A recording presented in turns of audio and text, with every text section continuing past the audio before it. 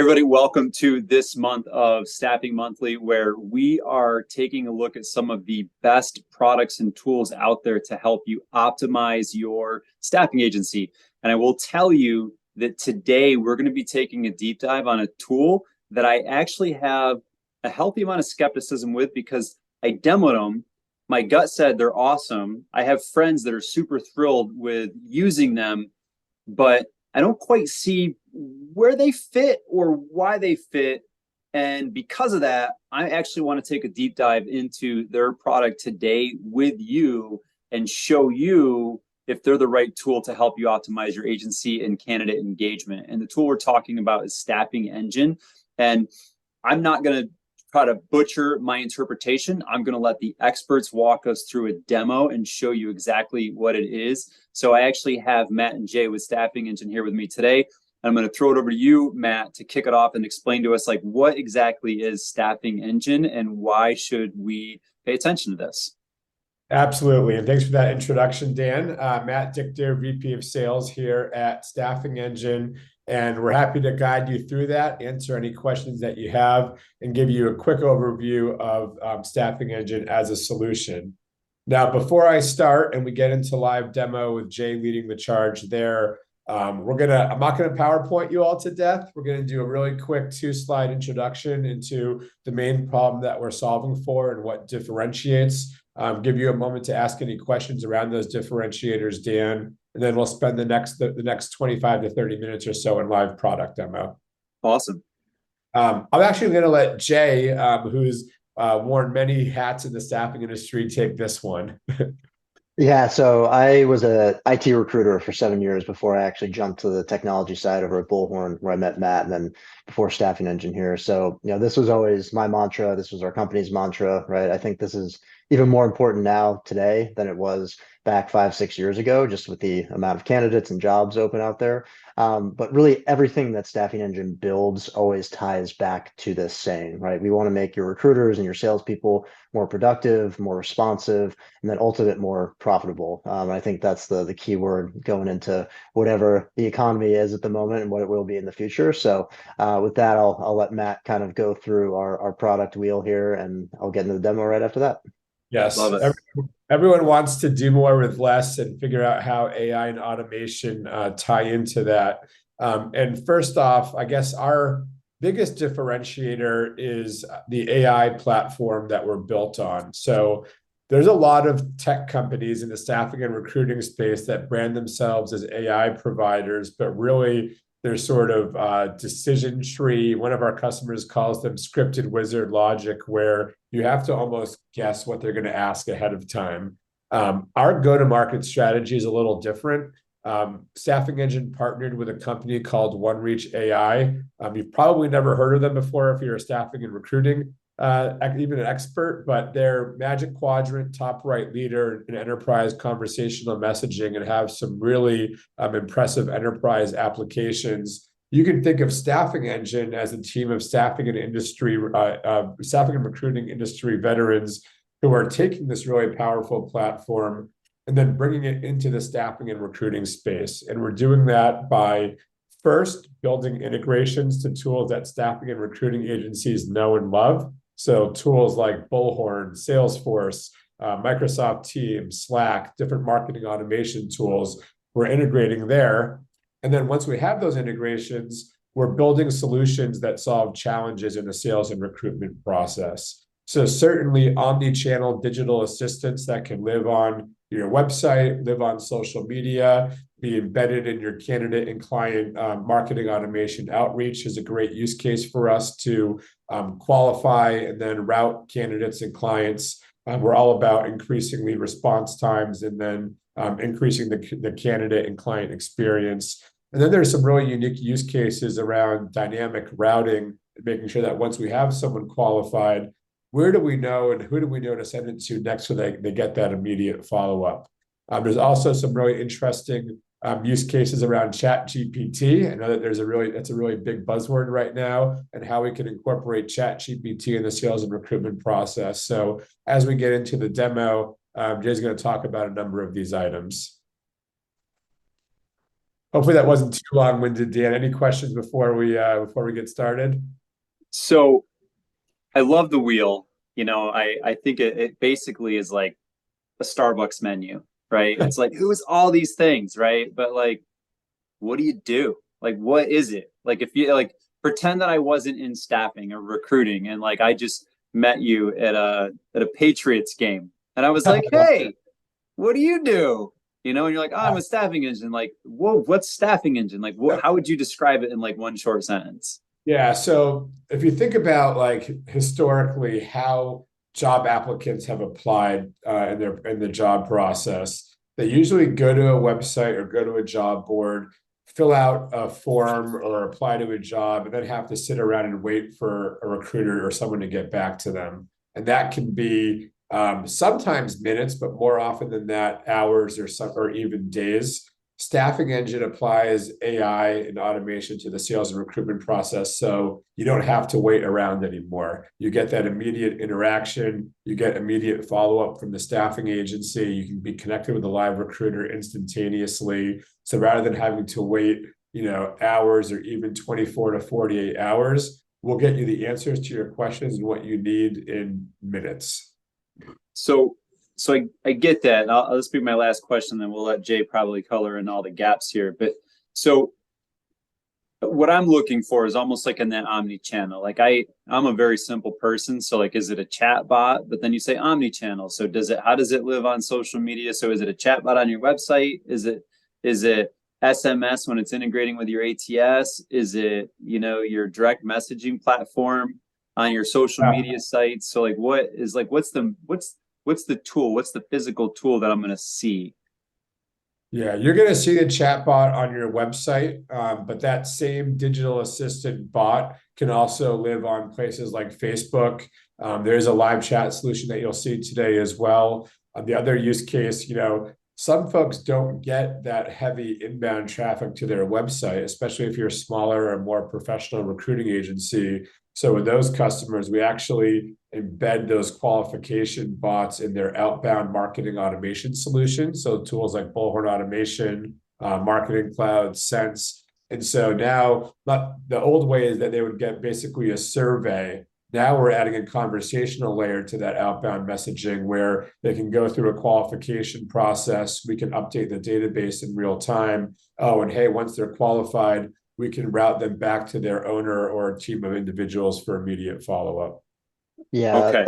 a good way to think about it is when you look at your full tech stack, we are adding intelligent digital workers to each part of that tech stack. So our virtual assistants, intelligence behind that. So to your website, to your messaging, to your outbound email automation, to your referral automation, et cetera, right? So we really seamlessly fit within all of those tools because staffing firms spend a lot of money on that stuff. We want to make sure they're getting even more out of it and then also creating a better candidate or client experience. So that's what I was gonna ask is, so it's sort of like you're almost like the synapse in a nervous system. You're basically transferring the message from like touch point to touch point. And I was going to ask, when you mentioned Bullhorn Automation, which for those of you that are not aware, that's formerly Herefish. And that's a tool that when I was originally looking at Staffing Engine, I sort of put you in that evaluation bucket. And it sounds to me like you optimize that. So someone was like, hey, why would I use Staffing Engine over like Herefish or what's now called Bullhorn Automation? Like, why would I do that? It's basically because, and if I'm understanding this wrong, correct me, but it's how I understand it so far is that Herefish can have like the automation workflows within Bullhorn, but you almost have the like automated triggers to kind of direct those workflows to work in the best way and deliver the best end result for the candidate. So we don't want to ever replace Herefish or Bullhorn Automation, excuse me, right? Right. It's a fantastic tool. It does automation very well. We want to add a conversational layer or some intelligence behind that, right? Got When you it. think about automation, it's dumb, right? It's a trigger, if this, then that, whereas we can then bring in, again, more intelligence behind that, and then also connect it to other systems like Microsoft Teams or Slack, which right now there is no integration with that, but those collaboration tools have become kind of the hub where everybody goes, especially for fully remote or even hybrid, work environments now, which it seems like, most clients or most staffing firms have switched to. So. Got it. All right. Well, I'll shut up for now. I'm excited to learn more and dig into this wheel. So Yeah, take it away. a lot of those use cases that we just shared will be showing here shortly. So hopefully that will help. Can you Love guys it. see my screen here? Yes, sir. All right. I'm actually going to turn my video off just for resource here because I'm going to be showing some stuff, and then I'll turn it back on once we stop sharing. Perfect. All right. So to start, we're just going to show you a quick live customer so you can kind of understand how it might look on a website here. So this is Partners Personnel. They are a fairly large light industrial staffing firm. We really work within all verticals, but we have seen healthcare and light industrial, as kind of a main focus. And then IT, as some of our other products have come out, are, becoming much more interested as well. So first thing you'll notice, bottom right-hand corner, it's pulsing. So we do get their attention as they come to the site. We can also have a little welcome message here that gets people's attention. Is really good on mobile. And obviously on mobile, when a bot pops up on any site, it's going to take up most or if not all of the screen just because of the lack of real estate. So it's a way to catch people's attention without having that. You'll also notice that the bot is named and they have their own logo. So we want this to be a differentiator for our clients when they're talking to their candidates or their customers. You might see some competitors out there who have their own bot name or have powered by all over it, right? We don't want it to be a marketing tool for Staffing Engine. It's a marketing tool, an engagement tool for our clients. So that will never change. And we actually have a great in-house designer, our VP of marketing, who's also my co-founder, Andrew, who really helps design these. Or we can work with our clients if they have their own in-house designer and really work to provide their logo or colors or whatever it is within that. So the full bot logo will be customized. Like it's not just going to be like their little logo in the corner of that like bot face. It's all that changes. Nope. So yeah, you can see here, right? We made a little bot for them. We incorporated the P from Partners in there. It's Partners bot. Okay. So again, we would work with them to understand what they want that to look like, if they have other logos elsewhere, right? And then we can incorporate that. The one thing we always make sure we do is say that you're talking to a bot or a virtual assistant, right? I think we've all done there where you think you're talking to a human and then you ask a question and it's like, sorry, I'm a bot. So setting that expectation from the beginning really does help.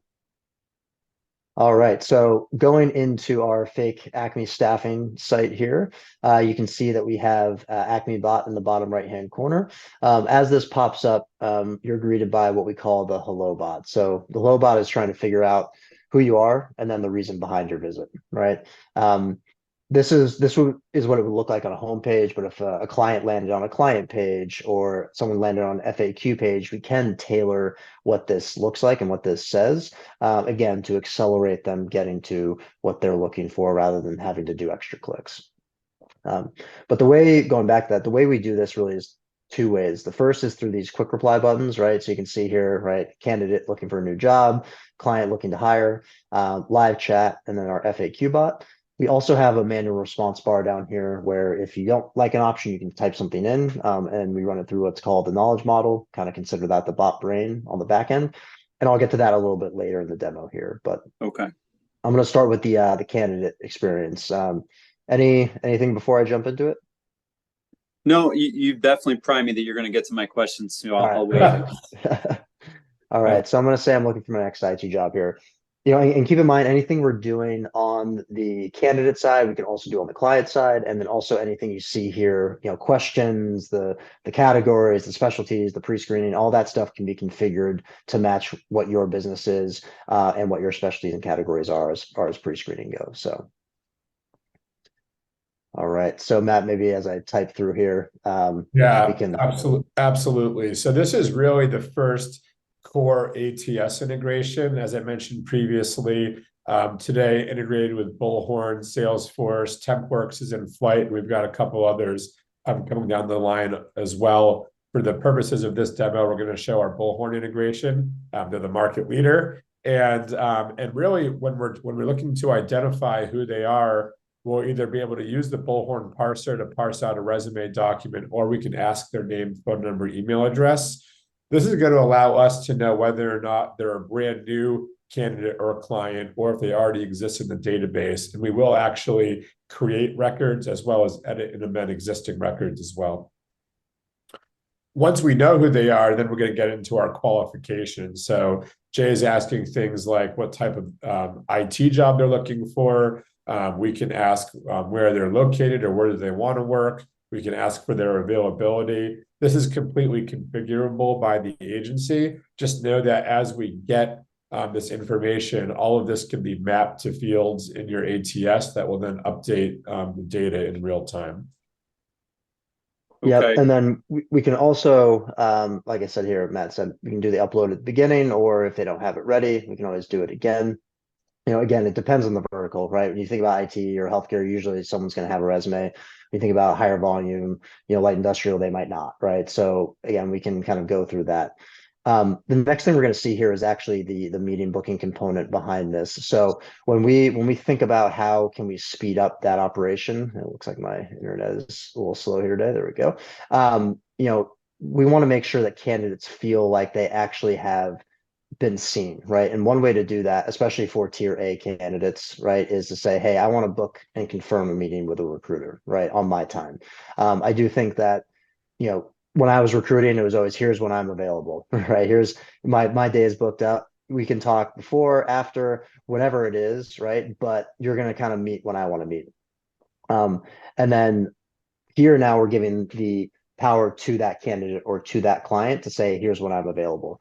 Now, if I was a recruiter and I saw that come in and they said, hey, it's Monday and they booked for Friday, I'm still picking up the phone, call them, say, hey, I had extra 15 minutes. It looks like you booked for Friday. Can we chat now? If not, great. We have our meeting scheduled, or if there's sometime sooner, we can do that. But it makes that experience better because they know that they're actually going to have a meeting with a real person versus their resume or their application going into the void, right? And I think the black hole has always been an issue in staffing recruiting. So understanding how we can fix that is definitely, one of our goals here. Yeah, and before Jay goes into Microsoft Teams, a couple other things to call out. So the meeting booking solution that you just saw is very similar to a Calendly-like service.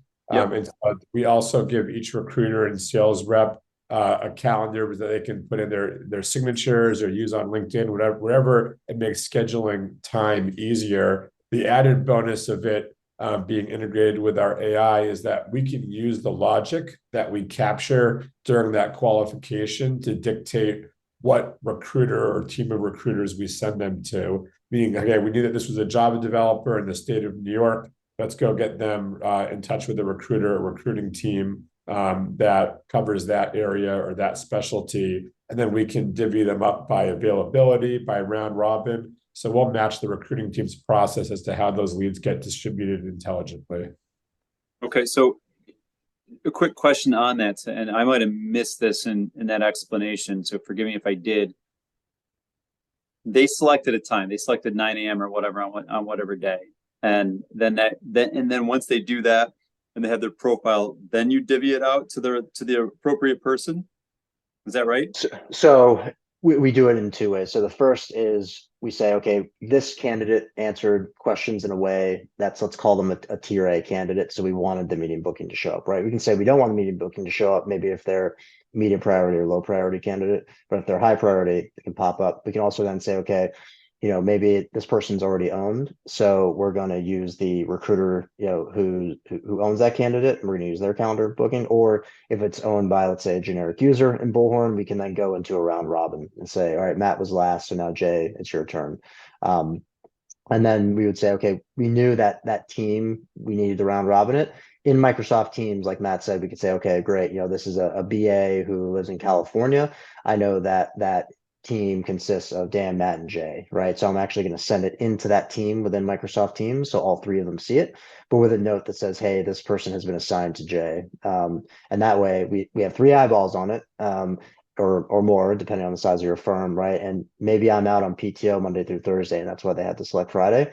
So Matt can send a quick note saying, hey, we got your application. Jay's on vacation. He'll be back for your meeting on Friday.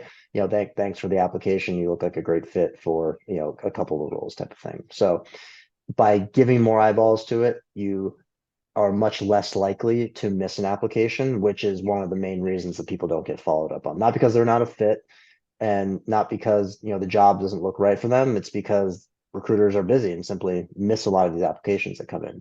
So That's true. And I see like in here as a direct Teams integration, they can view the resume in here, but obviously it already went into, in this instance, Bullhorn, and it was parsed in to create a new, applicant record, or it was matched to an existing record and then just kind of update the file, right? So we will also put a candidate profile link in there as well. I have my demo set up a few different ways here. And again, you can have the resume in there. So when you do click back that link into the profile here, and go right to Kim's Bullhorn page, again, or in Salesforce or in other ATSs. And then you can see in the notes here that we actually added two. So the first was that appointment note with all the info we captured and when the meeting was booked for. And then the second is actually just that candidate application that came in. So by doing this, one, it's now stored in Teams where people can see it and claim that candidate. Two, and it's also stored in Bullhorn where your source of truth is, right? So everything that we're doing, we might send it to a different location, but we're always trying to push people back to that source of truth, your ATS, right? Because you're spending probably most of your money on the technology side is spent on your ATS, right? So we want to make sure that you're getting the most out of that technology as possible. But so that's smart. So last question, just because you mentioned that if this person was deemed a high quality candidate, or a hot topic candidate, whatever you want to call it, how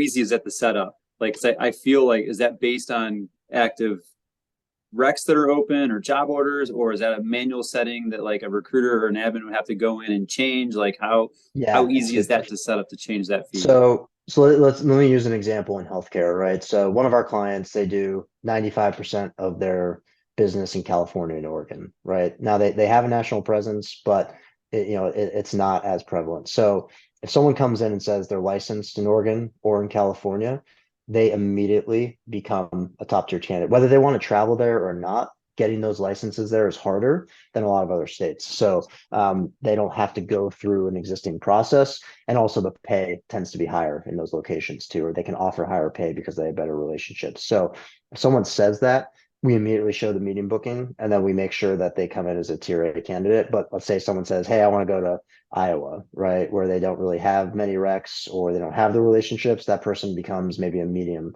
level candidate. And so we still send the notification through, but we don't show a meeting booking because we don't want to fill up those recruiters' calendars with someone where they're less likely to be able to place them than they would if they were in Oregon or California or were able to travel to those locations, if that makes sense.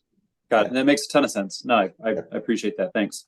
Yep. Jay, I'm going to give a brief introduction to the extension too. Perfect. Yeah.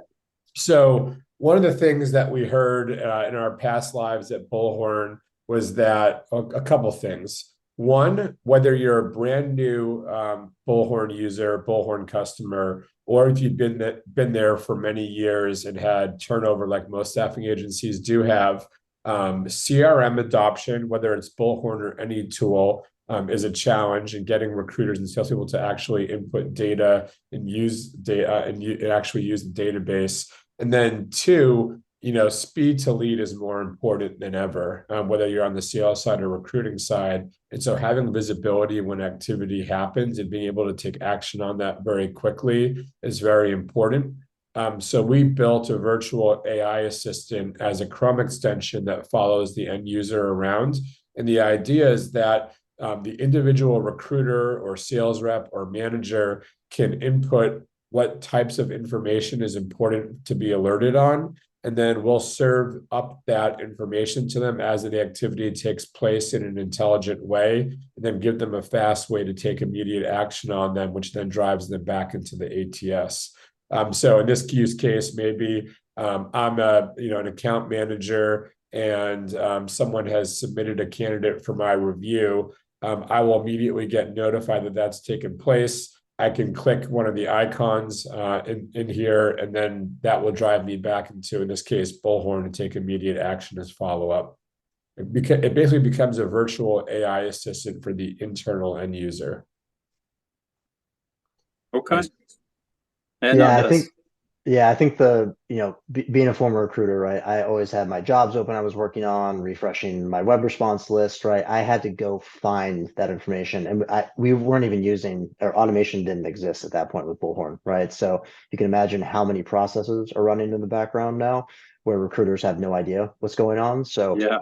bringing this information forward to them is going to be more important. And also, I always had hey, I just submitted my candidate to you. And it's like, well, I got to wait till the end of the day. I'm busy. It's like, no, like you got to submit my candidate now, right? Yeah, Like right. Exactly. yeah, here's the write-up Time for you. kills all deals. Exactly. There you go. So, like Matt said, right, if we, got this notification here, let me actually go back to my unread here. We can then go and say, great, I'm on LinkedIn, I'm on Indeed, I'm on whatever job board, right? And I want to go back into Bullhorn, click that link, it will redirect you, then open up Kim's profile here, whatever profile is linked to that icon. And again, it's all about driving that recruiter or that salesperson back into that source of truth to make sure that things are being updated, and then also that they can get all as much information as they can from their record here. Okay. All right, close that out here. All right, so next I'm going to go talk through knowledge models, which I mentioned before, and then also live chat here. So let me get this back up. Yeah. And while Jay pulls that up, we think that it's really important to have a live human option anytime you have AI in front of a potential candidate or client, because no matter how good your AI is, and ours is really good, if it hasn't been properly trained, it can lead to a frustrating bot experience like we've Yeah. all had. And so being 100%. so we think that you always start with the AI, and hopefully the AI can service them in a way that they want. But some folks inherently will want to talk to a live recruiter or engagement specialist, and so we offer that too. And I'll let Jay take it away here. Yeah, so the way we build out the bot brain is basically we work with a client during the onboarding and say, okay, let's talk to each division and get those 5 to 10 questions that they're asked on a daily, weekly basis, whatever, that they wish they could have automated, right? So that's a really good starting point for us. And then we can also look at firms that are similar who are our customers. Obviously, we anonymize and aggregate the data, but we can say, okay, great, you're a travel nurse firm.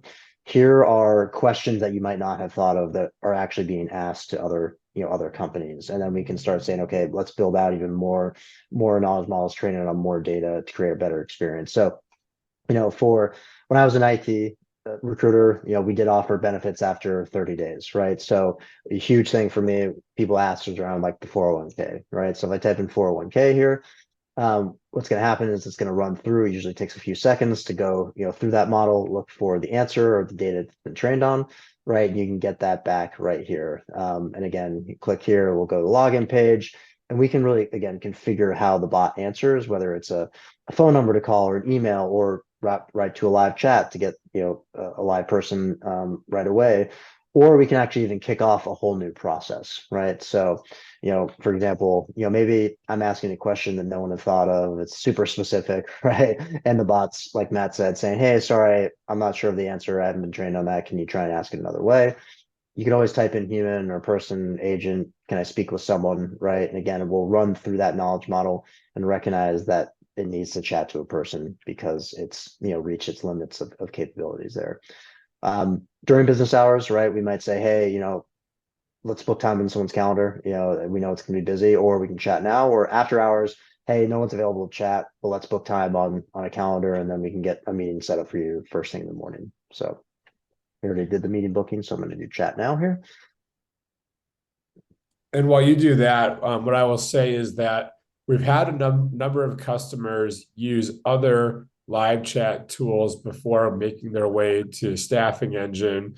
And one of the challenges that those customers have had with their previous supplier was that it required their recruiters or engagement specialists to learn a different UI. And we all know how hard it is to get recruiters to use new tools.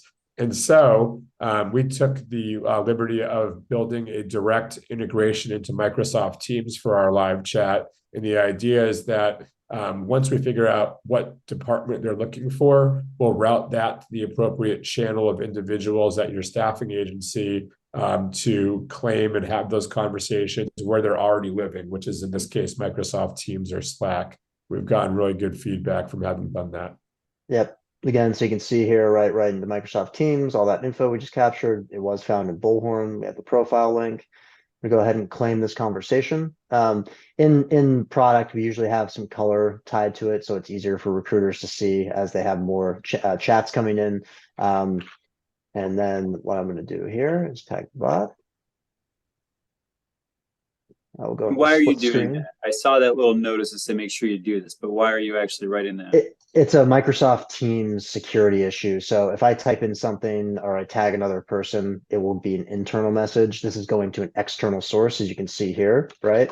So they want to make sure that it's a very deliberate thing because you are sending information outside of your organization.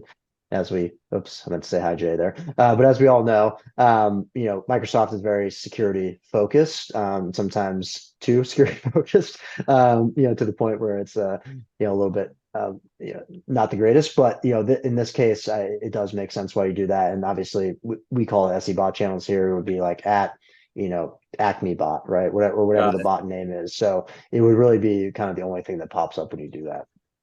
And then I'm not going to go back and forth too much here because it's boring to watch. I'm going to close out this conversation. So while you're doing that piece of it, do you track any data or anything to like show like how many conversations are requested with a human or have human involvement versus how much is triaged with the bot itself? Yeah, it's a great question. So we do, because of the platform, we're able to track how many conversations were started, how many questions were asked, how many questions were answered or unanswered, how many live chats were started, how many live chats were missed, et cetera, right? So we do have, visibility into all that. And another thing too, that's really great about our integration with, things like Bullhorn or Salesforce is because we're adding notes or updating fields in there, right, on those profiles, we can then start tying it back to actual revenue as well. So we can say, hey, did this candidate within 15 days get submitted to a position? Were they placed within 30 or whatever the deal cycle is, right? Depending on your company. And then start saying, all right, we were able to help influence, 35 placements last year with a revenue or a gross profit if you have that in your placement records of X, right? And so it really helps one, like, see the value behind it, but then two, for internal teams, who usually it's Bullhorn admins or marketing folks, going back to their executives and saying, hey, here's what we were able to do last year, and really help them with their internal communications and their presentations around why the technology is providing value. So we'll show some live as we close out. We'll show some live examples of reporting as well. Yeah. Okay.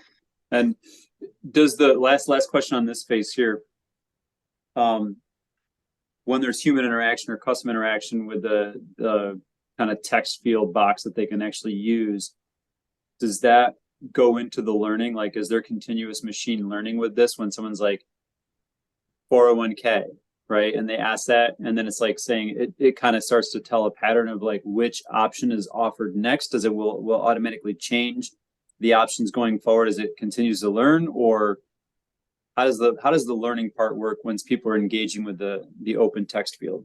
Yeah, so on the back end here in the knowledge model, we do two things. One, we have these machine learning tags in here, so it does get smarter over time. It will tell us if there was unrecognized or if there are suggested phrases that we should use. And it's really easy to go in and train and then publish this.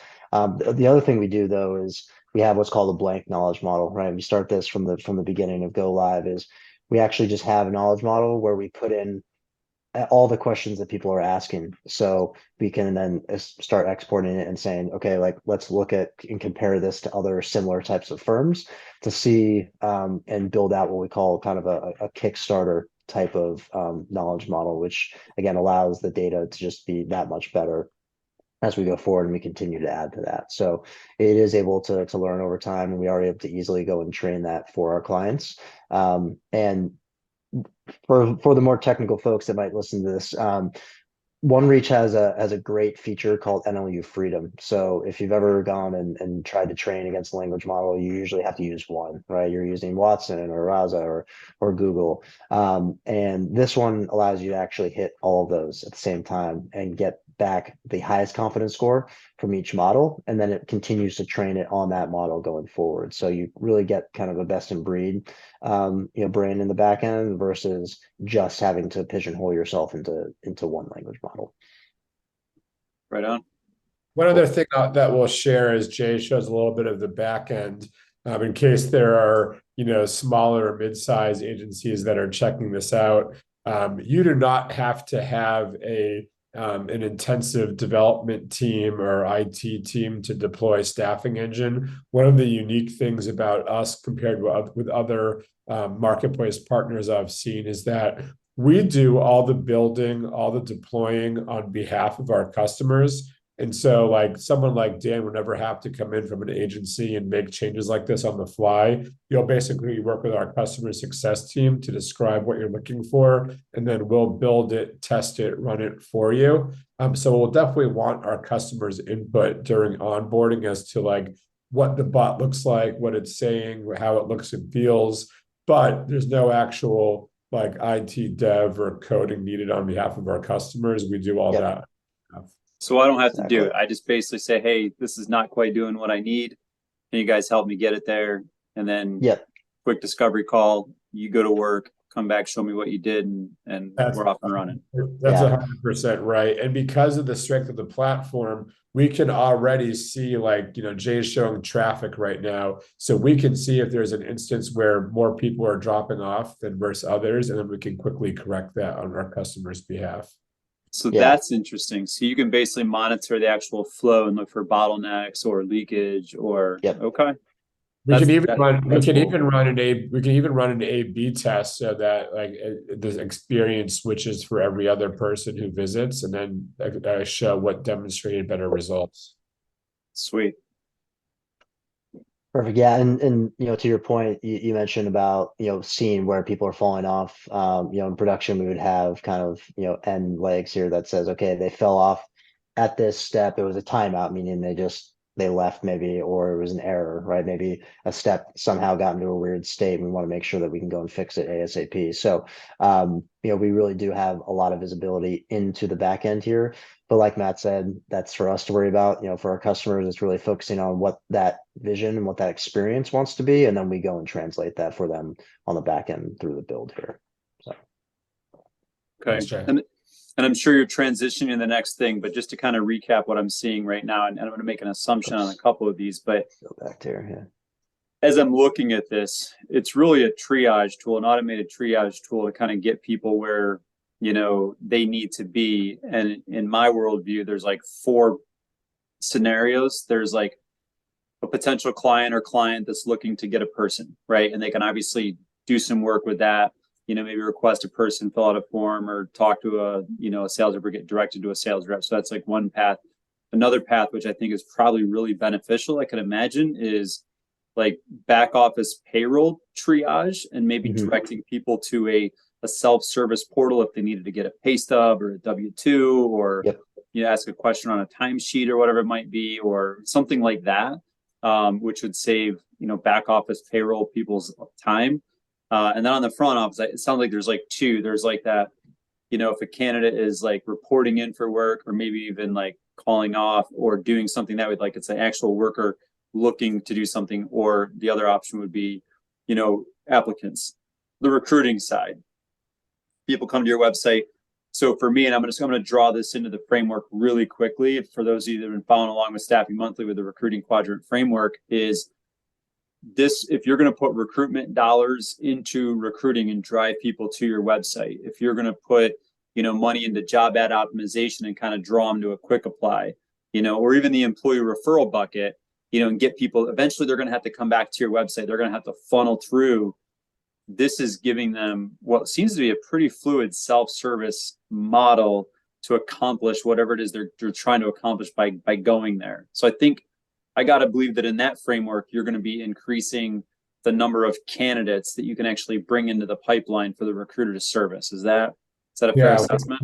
we have a lot of customers who are spending a lot of money on trying to get more website traffic, so SEO and things like that. However, once they get to your website, agencies want to convert those candidates and convert those client leads, and some of them really get a lot of website traffic, but then struggle to like get the candidate or customer to take the next step. So this really prompts them to have an interactive experience, solve any questions that they might have, and then once they're qualified, route them. And so one of our biggest value props is not only that speed to lead that I mentioned earlier, but how do we help increase conversion rates for our customers as well? Yeah, I think one important thing to note is, right, we're not trying to replace forms on your website or your job board, right? Like Right. those are very important aspects. And some people prefer to use forms, some people, prefer to apply directly to jobs, but there are people out there who prefer to have an interaction with a chat bot or chat through live chat or just get a resume over because, they're a fit for so many positions and they don't want to go through and apply one by one type of thing, right? So we partner companies like Staffing Future, Haley, I think there's some others in the UK as we, maybe look to expand internationally, like SourceFlow that we'll start to talk to, or Shazami. But you know, we want to be that extra net for them to make, again, to make your investment in that website, which is again very expensive, even better, right? So we want to put some intelligence behind it. We want to put, a little bit better experience for some candidates or some visitors behind it, and then make that experience on the recruiting and sales side much faster on the response time. So that makes sense. And one other parallel I want to draw for those of you that are watching this right now is if you want to be successful in staffing and recruiting, knowing that it's a people-based business, you have to really adopt your processes to match or mirror human behavior, right? And human behavior is always shifting. It's kind of a moving target. But if you think about human beings operate in today's world, the very digital world, when they're going to social media or they're going to Amazon to buy things or wherever they go, generally speaking, there's a chat bot. Generally speaking, there is a window that they can engage with. There's direct messaging that they can engage with, whether they're sending a friend a DM or they're trying to engage with a brand through the direct message platform on Facebook, LinkedIn, wherever, Insta. Same thing with Amazon. There's that chat bot. So like we're conditioned, human beings are conditioned to use that feature to interact with companies and people. So if you don't really have that tool, you're missing out. You're not meeting people where they're at. And if you don't have a tool that's conversational and it's very wonky, you're going to actually turn people off. So I definitely see the value of having something like a staffing engine for sure. And I like how smooth your conversation is. So just wanted to take a point to touch on that. We appreciate that. And that omni-channel experience is really so important because going back 10, 15 years, people are either visiting you at brick and mortar, getting you on the phone, or visiting you via email or your website. But text message communication and marketing automation changed a lot of that. And we kind of see AI and conversational chat as the next, follow on from SMS. And it's really up to the staffing agency to provide all those methods of communication because, Dan, you and I might be phone people, but the millennial or Gen Z are entering the workforce expects to have that, live chat or conversational AI chatbot component. And if you're a staffing agency and not offering that to someone who prefers that method, they're going to go pick another agency who is offering that. 100%. I agree. It's all about the user experience. It really is. And if you want to win, you've got to have the best user experience on both sides, candidate and client. Love it. Yeah. One other quick use case, I know I'm not sharing anymore that, probably don't have time to show, but we can also layer our bot in outbound, right? So again, if you're using Bullhorn Automation or Sense, or if you're on the Salesforce side, Marketing Cloud or Marketo, whatever it is, we can layer our bot into that. So they get an email or a text message with a link, we can see who clicks that link. We can open up, start with a data refresh. Hey, is all your information correct? Great. Are you looking for work or not? When are you available? and ask them, maybe 3 to 4 pre-screening questions. Are you authorized to work in the US? Do you have 5 years as an RN? Are you licensed in California? Something like that, right? And then again, we can put some intelligence behind that to say, okay, great, we know who owns this person because we can see that. So let's again route it right back to their Microsoft Teams. Say, hey, your candidate just completed a bullhorn automation flow. Make sure you follow up right away. They're available next week, or send it into that Chrome extension, right? And again, kind of tying back to all the things that are happening in the background. You might get an email from those automation tools. But again, if you've seen a recruiter's inbox, you know how insanely, crowded it is, or it's going into folders, it's being routed automatically, right? So Yeah. again, they might see that email, then they might see the notification in Teams and in the Chrome extension. Again, it's reminding them that, hey, something very valuable just happened in the background. You need to make sure you go and take action on that because that could turn into a placement very easily. So Love it. Love it. So obviously you guys know my backstory a little bit, which I'm not going to get into, but like what does implementation look like? Like if I'm like, oh my God, this is the most amazing thing. When do I start? Like from that Yeah. point forward, I sign your agreement, pay your money. Like when am I using it? Yeah, so within 4 weeks, if you're a small to mid-size agency, so because we're doing all the building and deploying and not having to rely on the staffing agency to build anything, we recently got, a 50 recruiter shop up and running in week 3 or week 4. And we'll do it into a couple of phases. So we'll get you on the website first. And then if you want to build, if you want meeting booking as a component of that, or you want to build outbound use cases, we'll build that as a follow-on. But we can start providing value in month 1 following signature. So the speed, the time to value is higher than some of the other recruitment yeah. tools that require you to build everything on your own. And one thing to say there too, just I know folks listening to this have probably gone through ATS migrations or implementations or other, partner implementations. We usually ask for 30 to 60 minutes per week, depending on like the size of the firm, level of complexity, et cetera. So it really, isn't a huge time suck, until we maybe get right close to the implement, the go live, just to make sure everything is working properly. But it's not the 10 to 15 hours per week that you might see with some other partner or solutions like ATSs. Sure. So just to make sure that we're granular on this, so people paying attention to this issue knows, how do you really define like small to medium? You said within small to medium, agencies within 4 weeks. Like, what does that really mean? Yeah, so if you're a staffing agency with under 100 employees, we'll get you live in that month 1 bucket. If you go over and you're 1 to 500, that might be more like a couple months before we get you live. And then anything over that enterprise, you're going to have some unique processes, and that is probably 3 to 6 months depending on your size. But we've made a big focus to be able to scale up to the enterprise and also down to we've got customers that have 10 total employees, but because they're light industrial or because they're travel nursing and they're getting, even at a smaller size, a decent amount of volume to their website, we're able to show value there too. So that's a great question. Is there any sort of like website traffic metric or something that almost as like a minimum or a prerequisite to where it might make sense to go with Staffing Engine versus like, hey, not a good fit?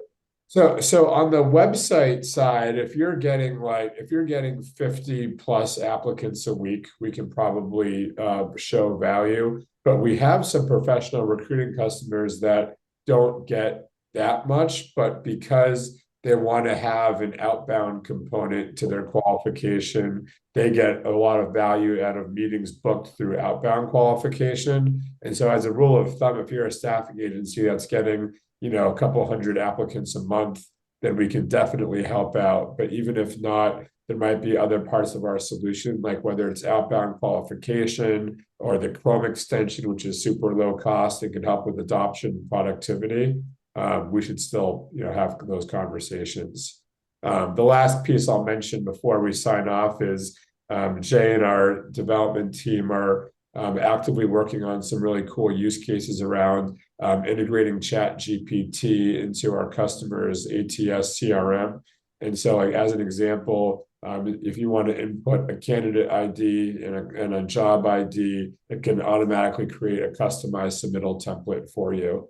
And so we're quickly looking for different ways that we can leverage GPT to impact the candidate and client experience as well. Love that. I love that. It is all the rage these days, so it's fun to see what people are doing with it. But all right, so with that, I appreciate you taking us a deep dive. You definitely answered a lot of questions for me about where it fits and kind of how it actually makes everything work together. So I appreciate you sharing that, and I see it as a valuable tool. I see a lot of relevant use cases that could actually save recruiters time and let them focus their efforts on producing and doing what they love to do most, and back office payroll people as well, triaging some of those questions that kind of bog down their process a little bit. So I appreciate that. If anyone wants to check this out or get a hold of you guys to learn more or set up a demo for themselves, how do they do that? Yeah, so you can go to the Staffing Engine website, so Staffing Engine.ai, and actually experience our tech firsthand, because we have a bot there that has some Chat GPT incorporated and can qualify you. But definitely encourage you to reach out to Jay and I on LinkedIn and connect there as a good starting point. We love connecting with staffing and recruiting folks, even if you're not buying Staffing Engine tomorrow. We want to connect with you. And as a last point, I like what you said there about making recruiters more profitable and more productive.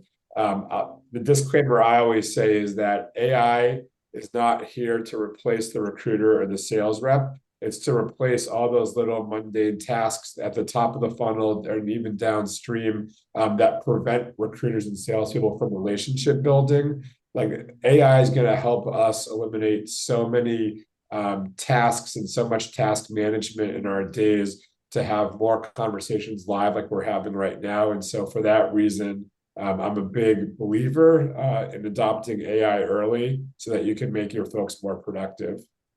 Yeah, I think one of my favorite sayings our client has is, he tells his recruiters, AI is not going to replace you, but you will be replaced by recruiters who use AI. So that's exactly right.